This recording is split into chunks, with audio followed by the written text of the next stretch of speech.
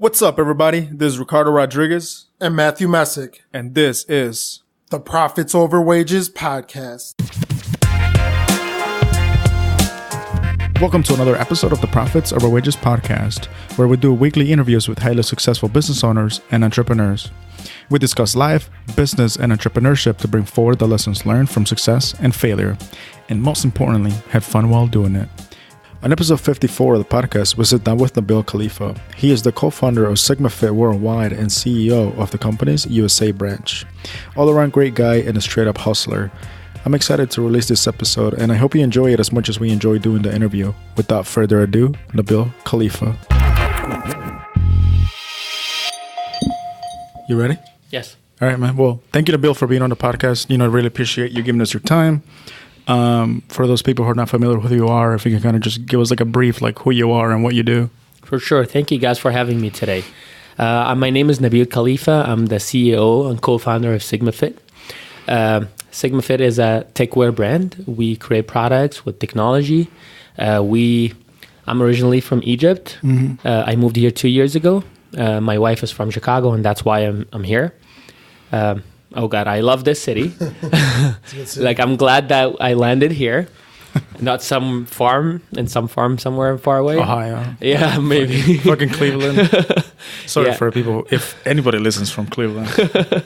I mean, yeah, I love Chicago. It has been great since I'm an engineer, and I was working in a big petroleum company in Egypt. Before I got crazy. I mean, it was so hard. I was doing like 5 to 7 weeks in the middle of the desert or in the middle of the ocean, no social life.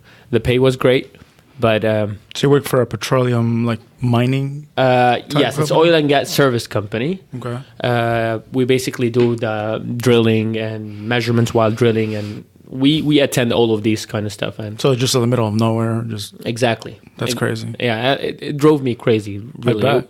Yeah, it was hard. The pay was amazing. Like, I was getting paid so well. Yeah, but what can you do in the middle of nowhere? Exactly. Nothing to do with the money. And the problem was when I go back home after working, I would expect my manager to call me at 9 p.m. to tell me, hey, you're traveling tomorrow, which drove me crazy. Like, I was literally afraid of my phone.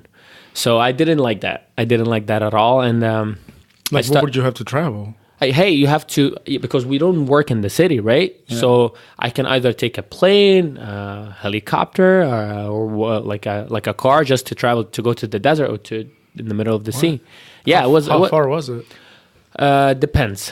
Like, there is no specific place. Oh, that's crazy. Would be anywhere. So it's like, hey, you gotta fly on a plane tomorrow. Yep. For like miles and miles away. Yeah, they wouldn't tell you for miles and miles away. They would say, hey, you're going to this place. And we know where we'll be going, like either in the Red Sea or in the middle of the desert. We know it's far, just far. Right. Yeah. So. And then what happened there? Like, you just got tired of it, and I got tired of it. I was always thinking about something different. Mm-hmm. And then while working there, I started thinking with my other partners about doing something different, and it was Sigmafit. But when I quit the company, it wasn't just for Sigmafit. I started a digital marketing agency called Hive Society in Egypt, and it was my first project, and it's still working till now in Egypt. We started in a very small office. Like, it wasn't even an office; it was a room. I was with 2 people, and I was paying them from my salary. So I quit, and then I started paying them salaries, and we're trying to do marketing because I was always into marketing and e-commerce and that kind of stuff. And then so like doing marketing for other small businesses. Yes. So like sort of taking over like all the online stuff and orders. Exactly. Social media. We started with social media, not necessarily small business. We really didn't know what we were doing, to be honest. Like, we just wanted to do something different. How long ago was this? That was 3 years ago. Okay. And right now, Hive Society is being managed with my brother in Egypt. And we have like 8 people working with us right now, and we have a big office, and it's doing really well. So that was my first thing. And once I started doing marketing, I mean, marketing can be anywhere, right? So while doing marketing, I was working with, talking with other partners, Omar and Islam. We're talking about making this Sigmafit brand because we were into fitness, and I was good at marketing. So that was my main role, and also thinking about newer ideas and stuff. And they knew that I was traveling to the US. So from initially, when we started thinking about making the company, we knew that there will be an expansion to the US really soon because that's where I'm going. Why did you decide to move here? So my wife is from Chicago. She was studying in Northwestern, and she came to Egypt to study for a year, a study abroad program. And we met, and sweet. Yeah, and we met, and it was amazing actually. Yeah, it was. I met with her once she came, and we were friends in the beginning, and then our relationship started, and then we fuck it, I'm out of Egypt. Yeah, I'm out of here, like done. I'm leaving. Take me with you. Well, it wasn't as easy as that. I know. You know what I mean. But we still it took me 4 years actually to get my papers done. And been there, man. It took my family 10 years. Oh my God. Okay. Like they told me we were gonna move to the U.S. because I moved. You know, like I was telling you before we started. I moved there when I was 15, but my mom originally told me that we were gonna move here when I was like 7 or like 6. Oh wow. And then after a while, I'm like, okay, I guess we're not moving. And then all of a sudden, 10 years later, it's like, oh, we're going. I'm like, oh. Okay. Yeah, it's difficult. It takes forever. It's so hard. But I mean, for me, I didn't know if it's ever gonna happen. It was so hard. And also I was in a long distance relationship. Which is tough, and it's very. How long was that for that you were separated? Maybe 2.5 years. But she was coming back and forth. She used to come visit, but every 6 months we'd meet. So you can imagine how hard that was. Mm. Yeah. How much is a plane ticket to Egypt and back, a round trip? $600. That's not bad. Yeah, not so bad. Wait, what is Sigmafit? And can you talk about that brand? Sure. So Sigmafit, we call ourselves a techwear brand. We're not just a regular fitness clothing brand. I wish we could show people like the demonstration that you did, but it's audio, so they won't be able to see it. Yeah, we'll try to somehow explain as much as we can. To use colorful words. We're gonna put it up on the website. We can actually do a video and put it on. We'll put on the notes or something. Yeah. That would be awesome. Yep, I'm ready. We'll do a demo after this. Yeah. So what is it? So Sigmafit. So we do techwear. We try to make clothing that solves people's problems and products in general. Clothing is one of them. So we started with the hydrophobic or nanotech, which basically we coated our T-shirts that are made with Egyptian cotton, which is well known to be one of the best in the world. And we coated it with nanotech to make it water and stain repellent, as I showed you. So how did the idea come about? You said you had a couple of partners, right? Yeah. Let's go back to the rudimentary stuff. Like, how did the idea come about? How did you guys what that process went like? How did you decide on that fabric, and what does that look like? All the research and all that stuff. Okay. Because it's so easy to I started a clothing tech company, or it wasn't a lot more than that goes into it. Yeah. So I want to get into the nitty gritty details. Sure. So I'll tell you from the beginning, we were still petroleum engineers, 3 petroleum engineers. I was doing the marketing on the side, starting to build that off, and then I was approached by one of my partners, Omar. He was like, I want to make a clothing brand that has technology in it. Mm-hmm. I want to use technology. We both were working out. We both were traveling. So he gave me, and I was like, that sounds like a cool idea. And I was like, okay, let me think about how can we solve people's problems. We don't just want to make something normal. And I was doing some research, and I found that there is a way that there's this new tech that's coming out that it's called the hydrophobic, that makes your clothing water and stain repellent, but we don't know how to do it. We don't know how can we do that.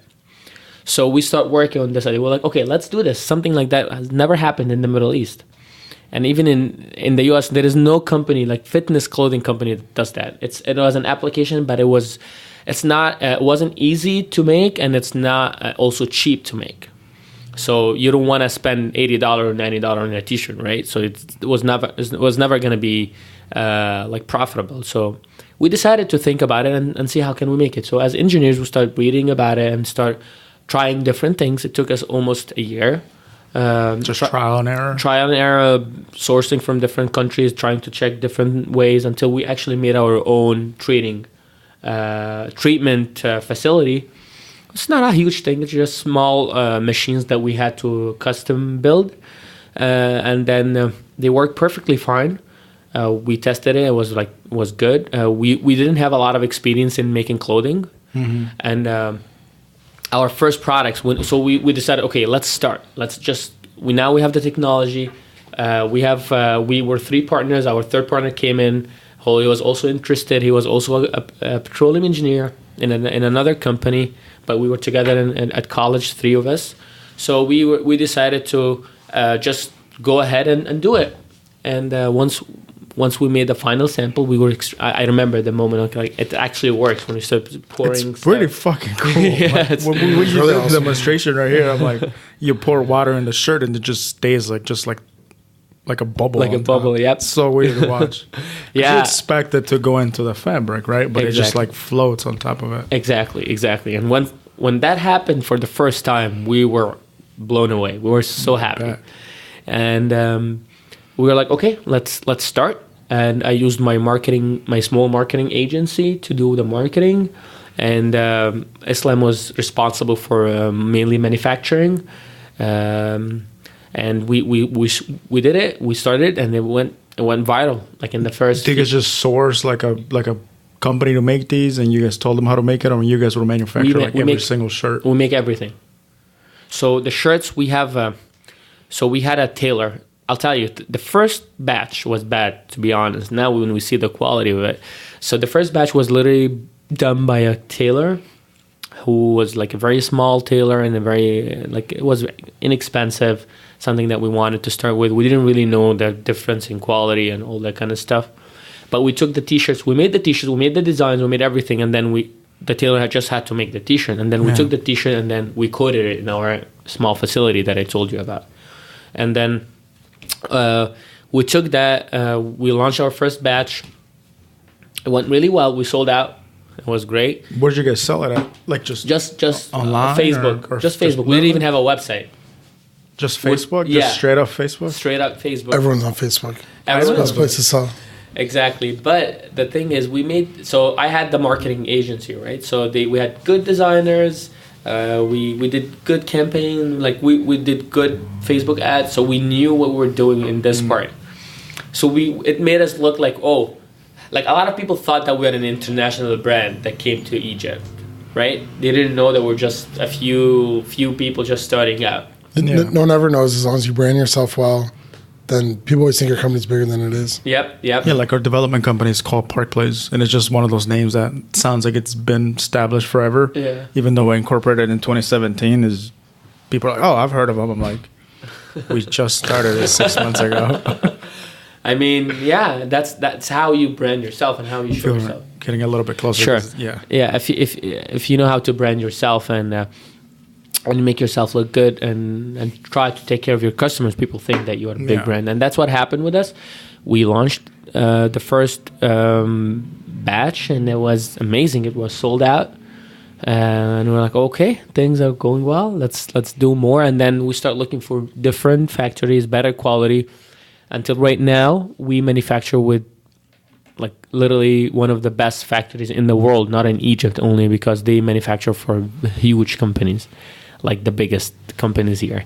And we also make sure that we use higher quality fabrics, because we are like some big brands, they don't really, like, the quality of the fabric is not their biggest concern, because they are selling you the brand name. Right. But we don't do that. We want to give you good quality, because we still want, like, we will keep it this way, and we want to be different. So it's activewear, right? So you got like what, t-shirts, tank tops. Yep. What do you guys? We have t-shirts, we have tank tops, we have leggings for women. We don't have leggings for men. The summer is going to be awesome. So we are now in the process of making 7,000 pieces between tops and leggings, and it will be more than 25 different models. So we are actually, this summer will be great, because we have a lot of cool products. So leggings, shorts, tank tops, t-shirts.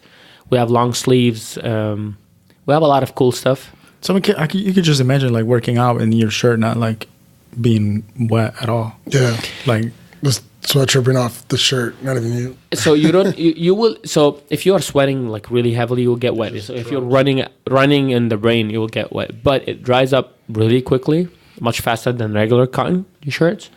And because of this technology, you don't smell bad easily. Like some people can work out and just go out, like hang out with their friends afterwards. It's literally like that. This is why some of our designs, if you check our website, sigmafitus.com, you'll see that some of our designs are designs that you can actually go out with and just work out, and then you can go meet with your friends out. It's not just regular fitness clothing. What price range are these on? So we start from $25 up to $50. Oh, it's not better. I was expecting it to be like $80 or something. No. $50 is the most expensive thing, and it's like 100% Egyptian cotton.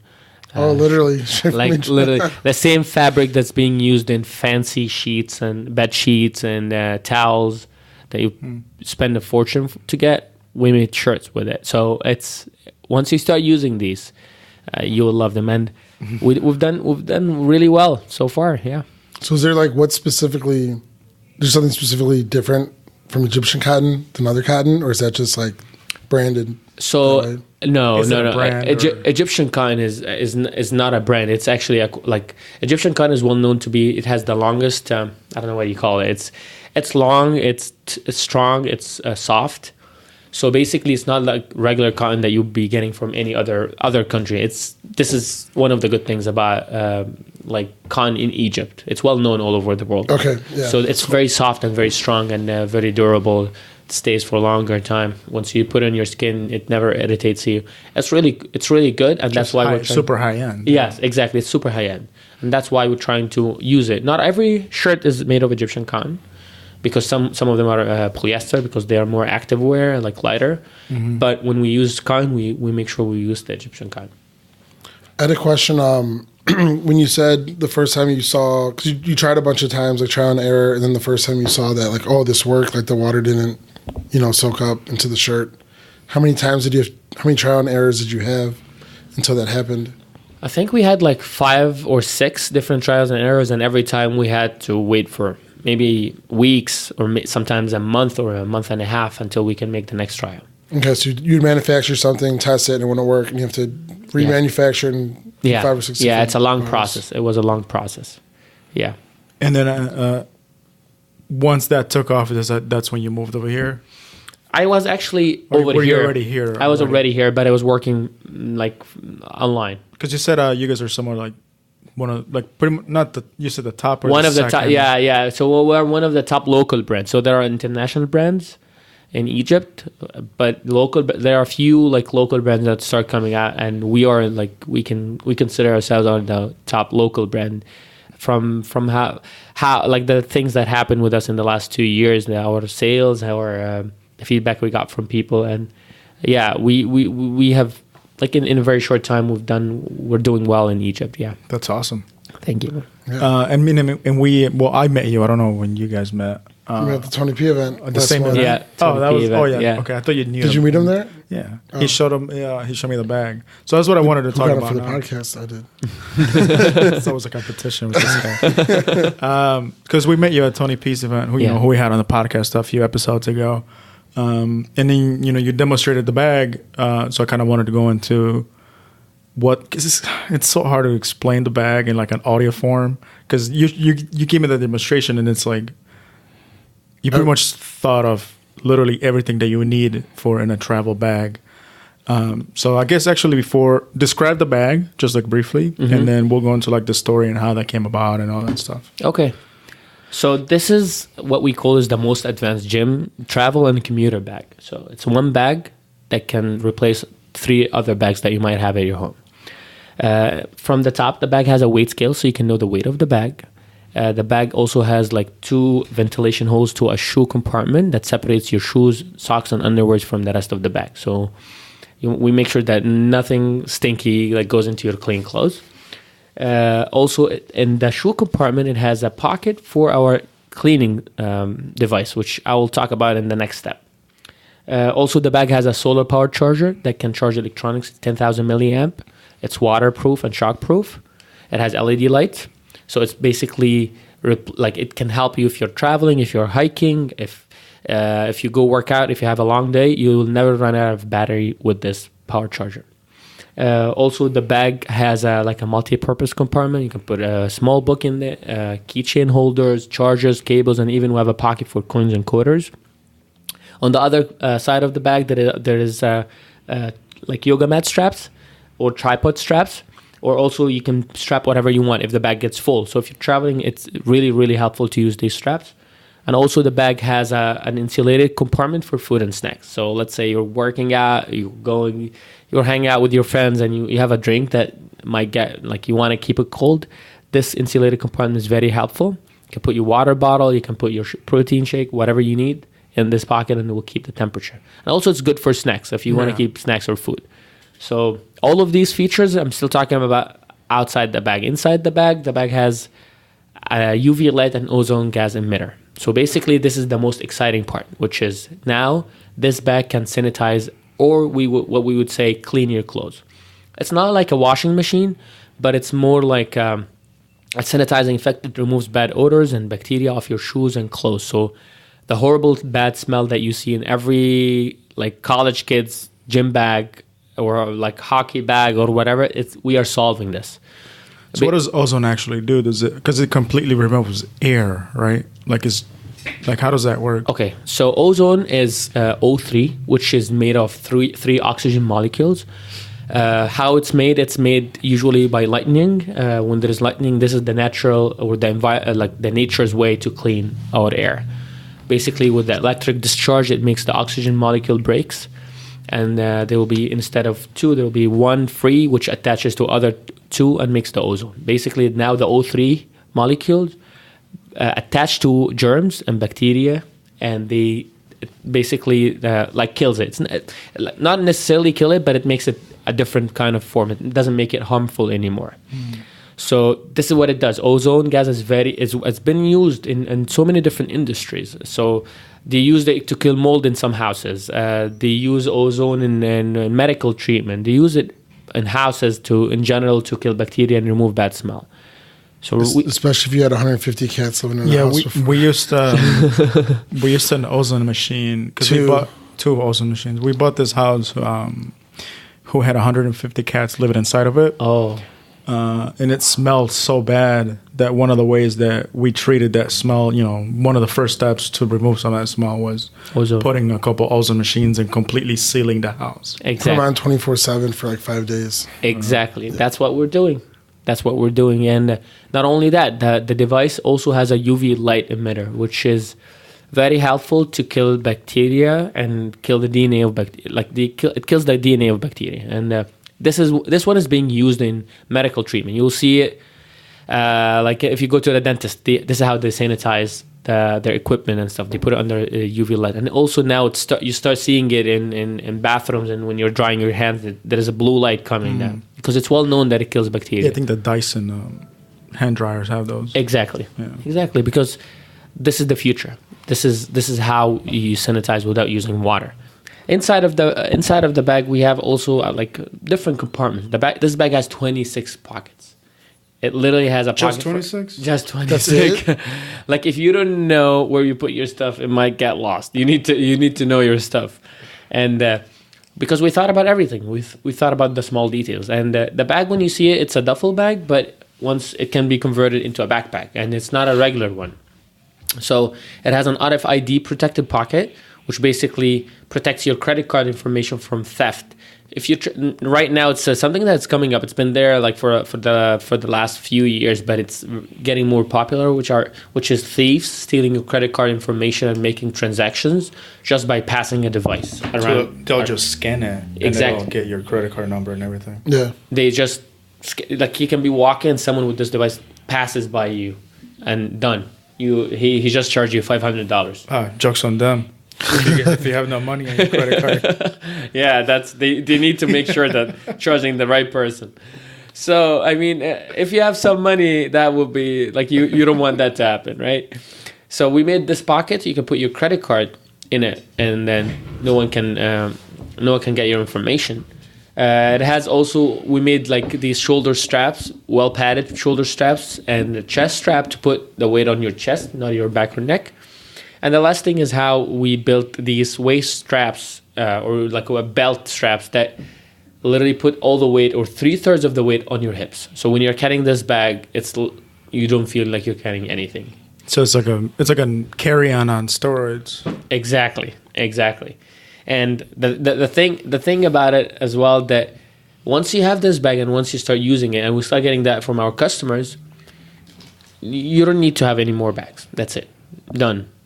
And we made sure that it's not expensive. We made sure that we found some bags, if you go to big brands, and you'll be like spending $120 for a backpack, and it does absolutely nothing. But it's a brand name. You're going to a big brand. Yeah, they have I just bought a backpack and it has like 6 pockets. That's like it? $80. You could have 26 pockets.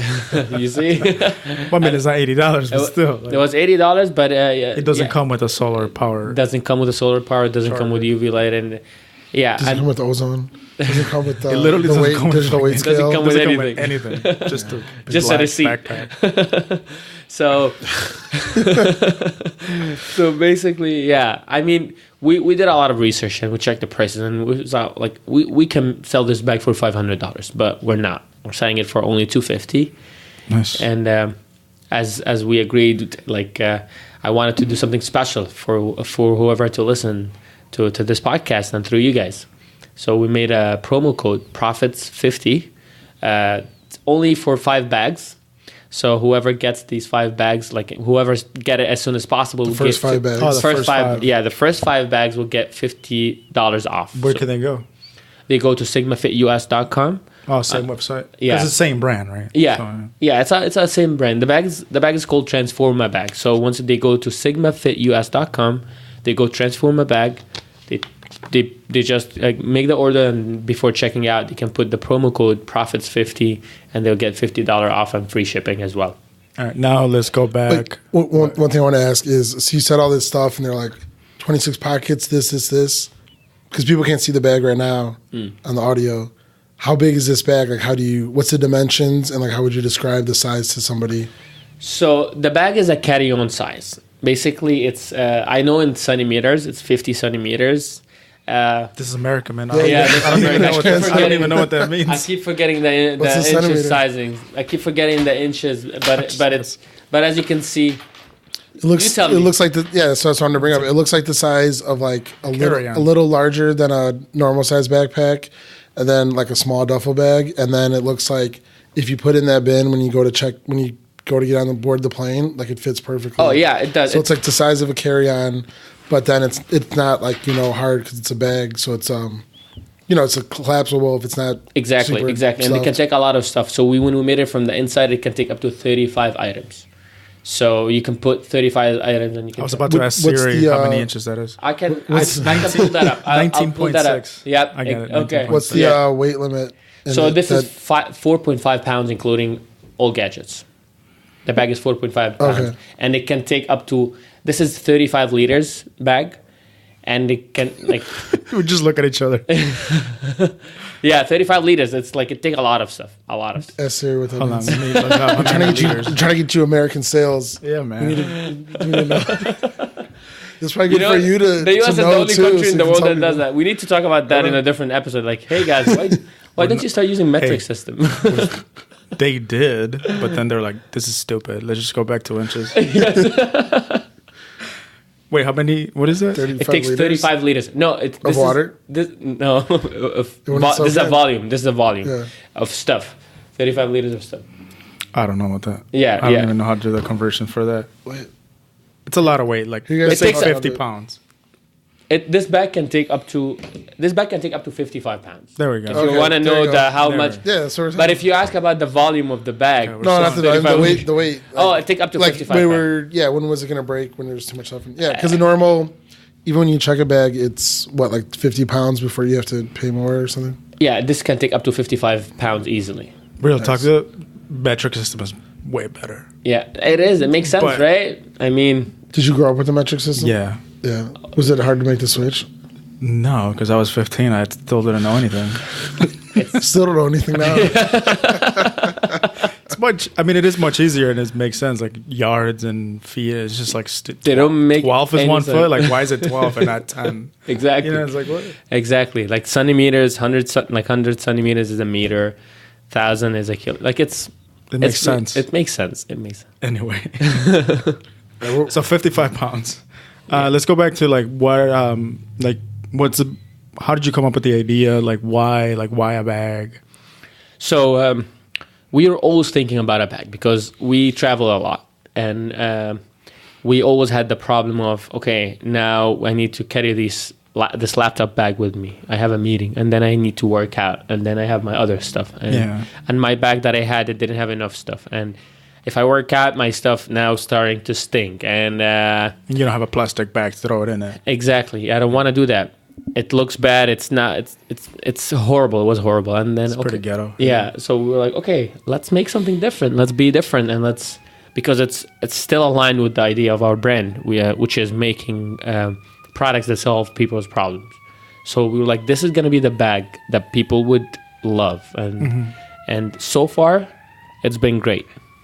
You actually sold bags at the Tony P event that we met you at. Yeah. Which is crazy. Yeah. Which I sell it everywhere. Like you can't imagine how you can't imagine how many bags I can sell just by talking to people, because the bag is good. I'm not saying I'm a good salesman. I'm saying the bag is really speaking for itself.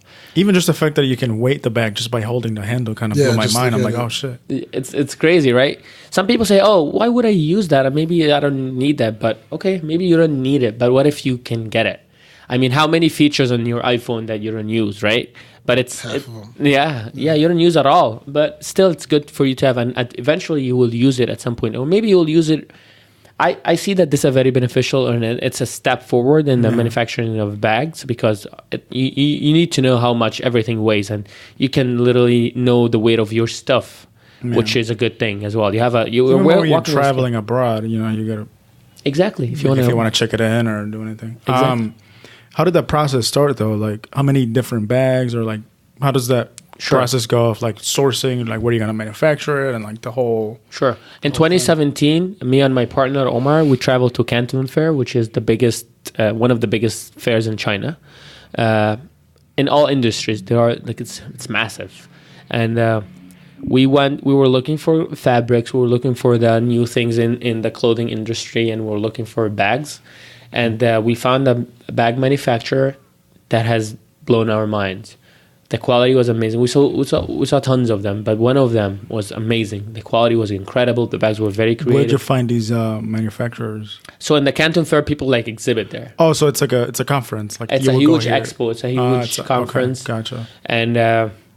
And people come and from all over the world. I mean, the whole city gets super popular. Like populated, and like a lot of people come from all over the world because this expo is huge. And we went, and we were like, we wanted to discover new stuff for our newer products, and we found a lot of good technologies that helped us with our new clothing. But the biggest thing was, okay, we were thinking about making a bag for a long time, right? But having a good manufacturer was our biggest problem. And even before developing the idea itself, we just need to find the manufacturer first. A lot of new companies or a lot of new brands, they make the manufacturing the last part, which is wrong. We made the manufacturing is the first thing, which helped us a lot when we started executing. Why is that? Because no matter how good your idea is, if you don't have good manufacturing capabilities, you are gonna fail.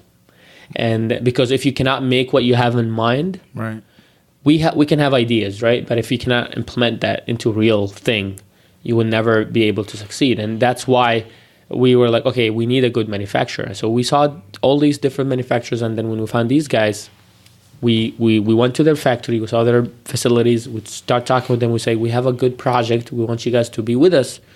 And if we're expanding together. And that's how we started. Now we have a manufacturer.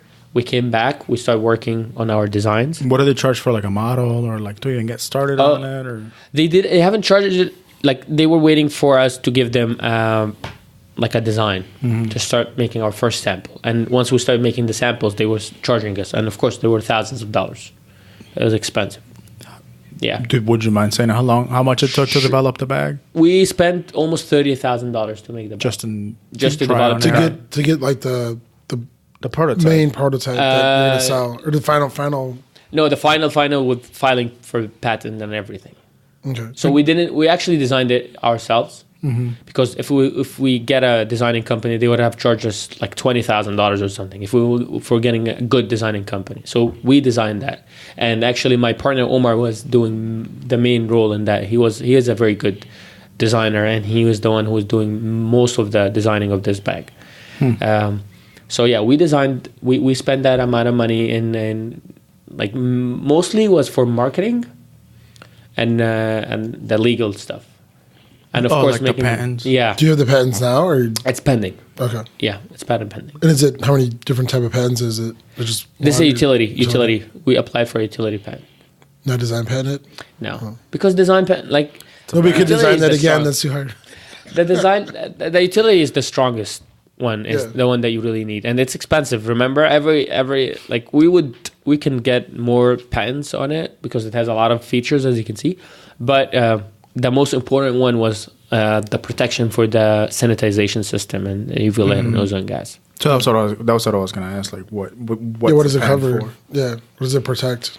So it protects how we use portable UV light and ozone gas device to sanitize the bag. Like, so we are considering this bag as a container that has UV light and ozone gas, and it also uses solar charger to help power this device. What? How much is the patent? You said they're expensive.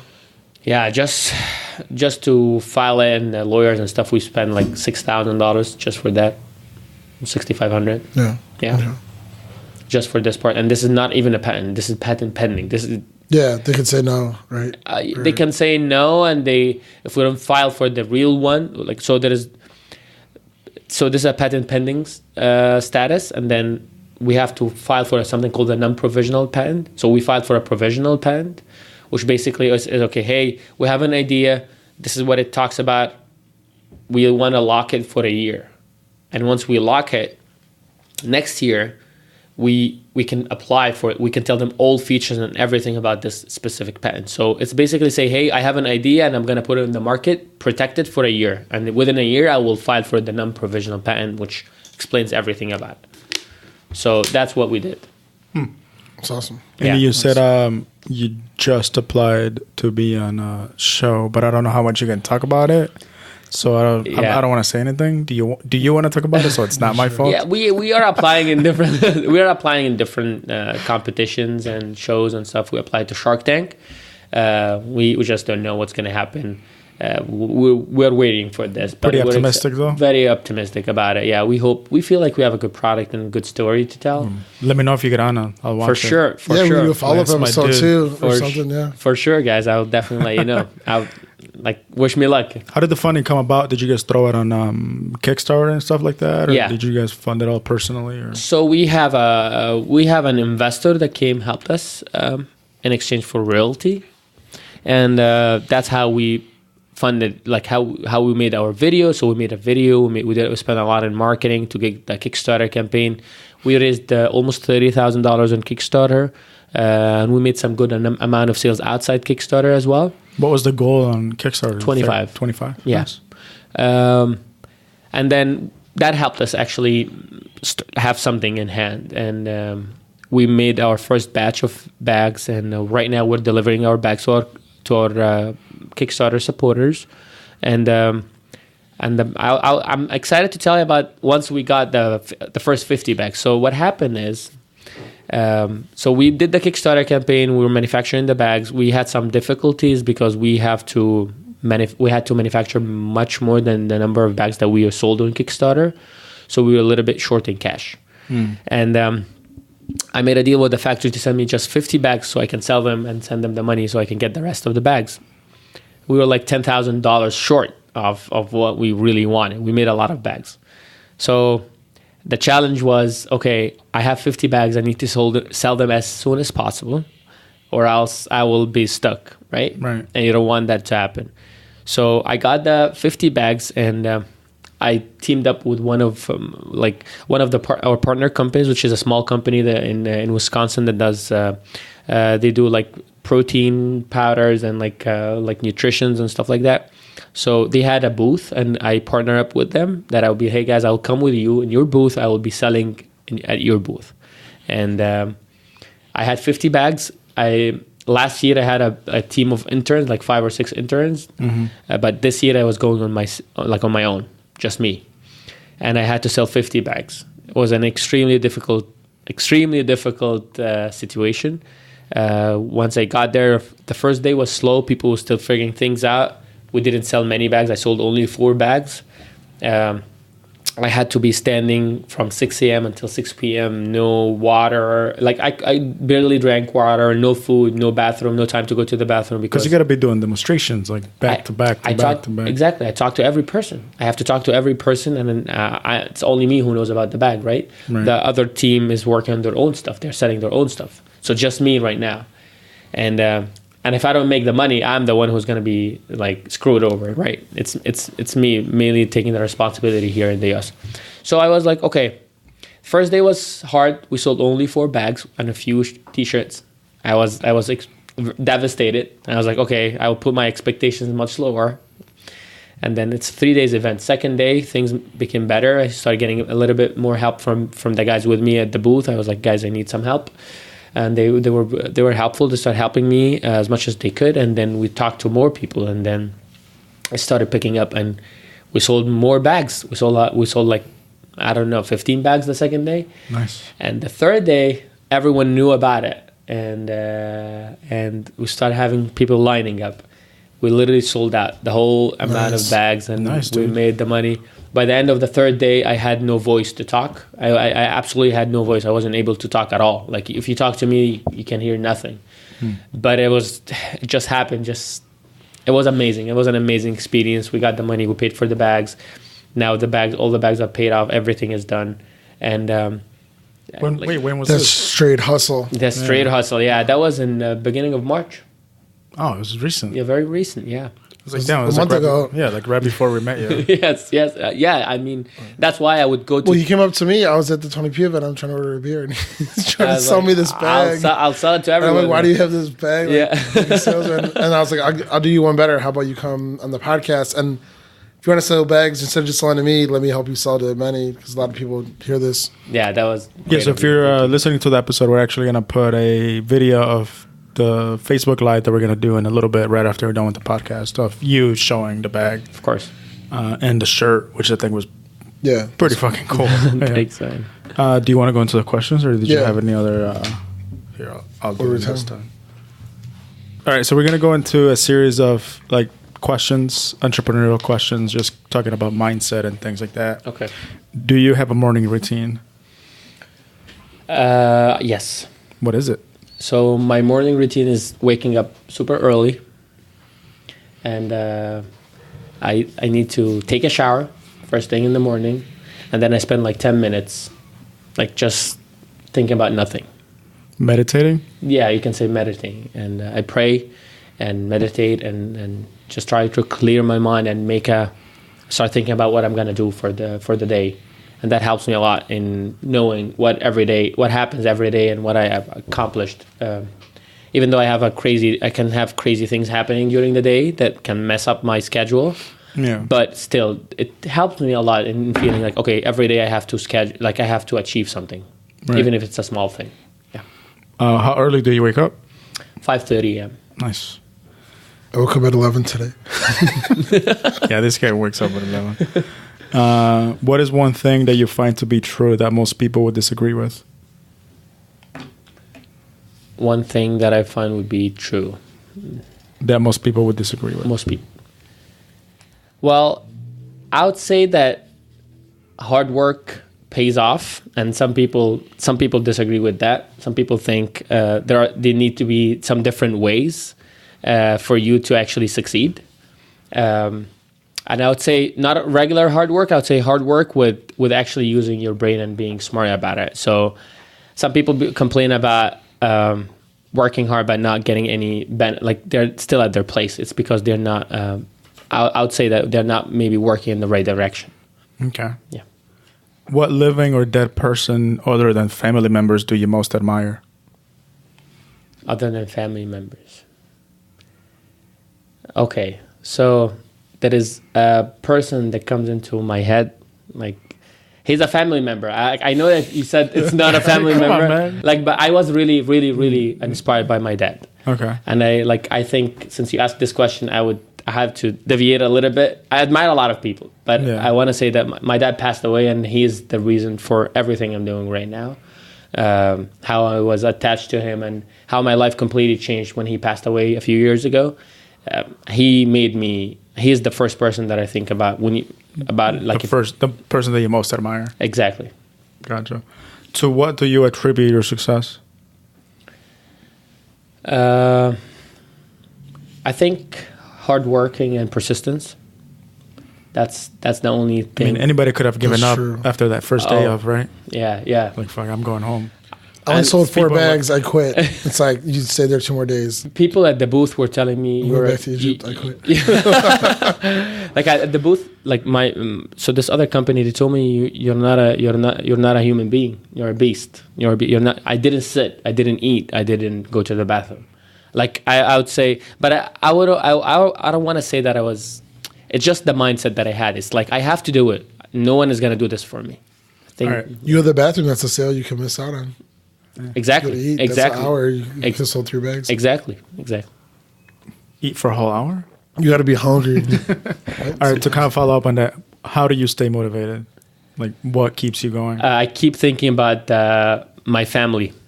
I keep thinking about my family and how I want to show them that I'm doing well, and how I want to help them eventually. So I keep having them in mind every time I start being like, oh, I can just be living a normal life, just pay the bills and just live a good life here in the US. But I always think about my family back home and how I want to be good so I can help them more. Okay, nice. If you got the chance to start over, what would you do differently? I would have focused on. There are some things in the business that we wasted some time in, even though we're still like in early stages. But we made a few mistakes by being so distracted about we want to do everything. We wanted to do everything, and it doesn't work like that. What do you mean? Do you want to do everything? Like we did partnerships with people. Some people in different countries were like, "Hey, we like your brand, we like your stuff. Let's work together." And we started doing partnerships with them, and that made us consume a lot of energy in making this happen. And then they eventually don't have the same motive like us, and they don't have the same drive, and it didn't work out. So I would have refrained from this and just focused on my own thing and the plan. Okay. If you had one piece of advice to someone just starting out, what would it be? Start. Start. Yeah. So you have an idea. You're thinking too much. Just start, because you can start with something and then life will take you in a different direction that will literally change your life. So there are two groups of people. Everyone thinks, by the way, everyone has a great idea. Everyone can. You sure? That's what everyone says. They don't do anything with it. Yeah, people. What does Gary Vee say? Ideas are shit. It's all about execution.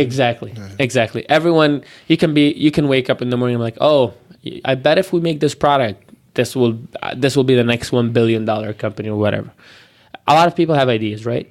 And it might be a crappy idea. It might be bad. But once you start it... Pet rock. Yeah. That's the best idea ever. What are you talking about? Are you familiar with that?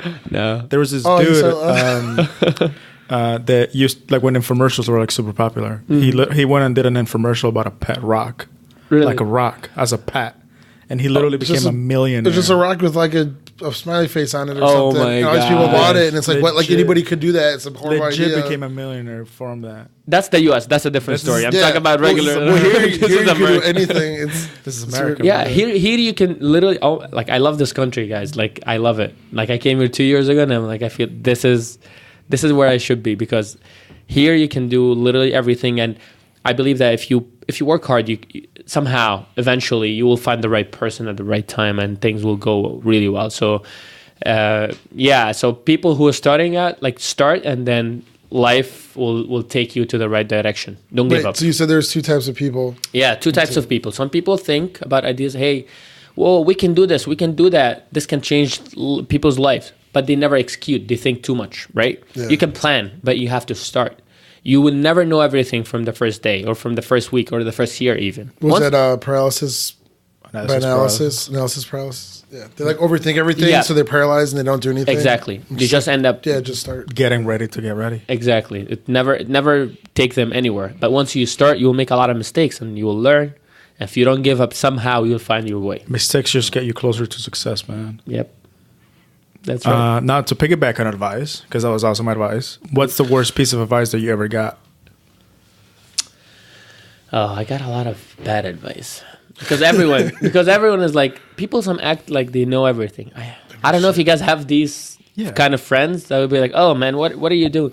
Some people told me, why don't you, and I keep getting it, why don't you just do engineering? Like, I feel like... You did. You engineered that whole bag. No, they don't believe in that. They want me to work in a company. If I work in a petroleum plant, for someone else, like at a manufacturing plant, like the same oil and gas here, I would go to Texas and make $250,000. Basically, the advice is get a job while you get a job where you have your degree. What are you doing? Why are you hustling? Why are you selling bags and T-shirts when you're an engineer and you can be doing like a lot of people don't understand the concept of being your own boss and entrepreneur, and they don't know that. Well, what I'm doing right now can affect a lot of people's lives and can make me in a much better position than any regular job. So this is how I look at it. What do those people do? Jobs. Regular jobs. Right. No, that's what I'm saying. Yeah, exactly. Yes, exactly. Well, it's like the crab mentality, right? So if they're like want you to get a job because they think either they think you're going to fail or they think you're going to succeed, and they don't want you to leave them behind. They want you to do good, but not better than them. Yeah, they want to hold you down to their level. Exactly. When we start with some other people and then they see you in a completely different level right now and you're succeeding and they're just doing nothing, some people feel like that. But some people want me to do well and they think that's the right thing. So, so I don't listen anyway. Yeah. You just got to believe in yourself and listen to yourself. Yeah, my gut feelings. Yeah. Now, on the opposite spectrum, what is a piece of advice that you received recently that you still follow? A piece of advice that I received recently. Or it doesn't have to be recently. I mean, recently is relative. What's the best piece of advice you ever got? There you go. That you still follow? I went to Kevin OLeary's event in Joliet a few months ago. Kevin OLeary from Shark Tank. And he gave a lot of great advice. Like his whole story was inspiring, and how he was telling people that he was very harsh. Like he was telling, you know what, if you were something like this, not specifically that's what he said, but if you're not making money, if your business is not making money, and you have a crappy idea, you have to let it go, and don't fall in love with your product or stuff. Like you made something, people don't like it, you like it, but people don't. And if you insist in just keep going on this, if you don't want to listen to others and try to fix your way and try to deviate from maybe your original plan but keep going on a different plan, you would fail big time. And I think I've seen a lot of people who just think that they made the best idea ever and they're not willing to change or adjust it or listen to others. And these people failed like really badly. So this is an advice that I really believe in right now. That's probably what they told that Pet Rock dude. Yeah. And he's like, I'm going to show you. I'm going to say Pet Rock's on TV. That's a different case, man. I'll make $1 million in a year and then quit before everyone realizes it's a stupid idea. I'm going to show you. It's not sustainable. I'll tell you something. I'll give you an example. I mean, someone made on Kickstarter like a potato recipe, like made potato, and they made so much money. People would just like giving them money like that. I mean, if you're funny here, if you do something so crazy, people are like, oh, this guy's funny, and like this guy's messing around. People can give like. I mean, to make $1 million, you just gotta sell something even for $1 to 1 million people. Yep, exactly. It's just $1. It's just $1, exactly. And then if you get access to a lot of people somehow, if you can go viral now with social media and all that kind of stuff, you can easily make $1 million. Awesome. Last question? Do you have a favorite failure? Is there one that set you up for future success? We failed a lot during the process of making our products. And for us, every time we were like, okay, we'll do this, we had a lot of expectations and it didn't work. And I'll tell you something regarding failures. We almost closed a lot of, like, literally after 2 months after we started here in the US, We almost made a deal for $2.5 million. People wanted T-shirts, a huge race all around the country. They wanted T-shirts, and we sent them a sample, and they loved it. And we were almost closing this deal 2 months after starting here in the US. It was unbelievable. I was like, "Oh, America! Yeah, this is America. Fuck yeah! Oh, this is why I came here. That's why I came here. Like, it was an amazing deal, and it wasn't only 2.5 million. It was 2.5 million a year for 2 years, and it can be. Fuck. It was gonna be like too good to be true, right? Yeah. We made the samples. Everything was good, but they needed marketing money, and they were gonna like. In exchange for that, they want us to put a lot of marketing money for a huge marketing campaign for a company. And we just started. We don't have enough inventory. We don't have a team. We don't have anything. But we consider it a little bit of I wouldn't say a failure. I don't use the word, okay, I failed. I use, okay, I messed up, and let's try something different. So that was one of the things that I raised my expectations really high. I was like, oh, I'm settled, right? I'm good. Yeah, I'm good. That's it. It only took me 2 months to do that. But I mean, we kept having a lot of stuff like this, deals that we almost closed that would have made us a lot of money or made us a lot of good marketing or something like that. But we didn't finish. But I'm sure one of these will happen at some point. But just getting that experience of like having this deal on the table gives you that piece where you're like, yeah, that possibility that you're like, oh wow, like I can actually do this, and then it keeps happening. Eventually, one of them, goes through. Yep, exactly. This is kind of what happened to us, where we had these guys, like this venture capitalist group that wanted to basically fund us like $10 million a month to do, going from like 15 fix and flips a year to like 100 flips a year. Then we're just like, oh my God, this is awesome. When we finally got the term sheet, the terms were so like not in our favor that it didn't really make sense like financially. So we ended up like turning it down. Yeah. But then we're like, oh, like there's 10 times bigger than our company is now. And then we've actually grown it a lot since then, just because we had that in our minds for like a month, that is a possibility. Yep. And it's only here. It's only here. And that's why I love the US and I love Chicago, of course. I mean, awesome. Possibilities. Thank you for your time, man. Where can people find you? Where can people find the bag? Where can people find all your stuff? Sure. So if you go to sigmafitus.com, sigmafitus.com, you can see all our clothes, and on the menu bar, you can see Transforma bag. When you click on that, you can go and check out the bag. And also, if you want to buy it, as we said, there are 5 people who will get $50 discount if they use Profits50 as a promo code and free shipping. So you guys should get that as soon as you can. Awesome. Thanks, man. Really appreciate you giving us your time. Thank you guys so much for having me. All right, guys. Thank you. Till next time. And that's it for another episode of the podcast. Hope you enjoyed it. One last thing before you head off, though. Please don't forget to subscribe, rate, and leave us your thoughts on iTunes. It would really mean a lot and help us reach more people. You can also find us on Facebook at Profits Over Wages Podcast, as well as on Instagram and YouTube. Until next time.